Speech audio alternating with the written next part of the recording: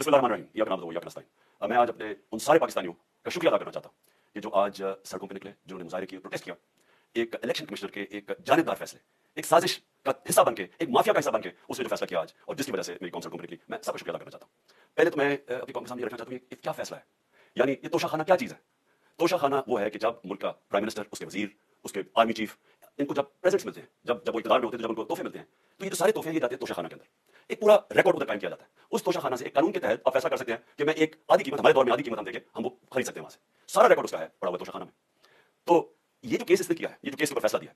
میں آپ ساری قوم کے سامنے ابھی کہنا چاہتا ہوں کہ جب بھی، اور انشاءاللہ ہم اب جا رہے ہیں عدالت میں آج سب کے سامنے کہنا چاہتا ہوں کہ یہ عدالت کے اندر کیس جائے گا اور اس میں ایک چیز غیر قانونی نہیں نکلے گی، کیونکہ سارا ریکارڈ اویلیبل ہے۔ اور جنہوں نے قانون توڑا ہے،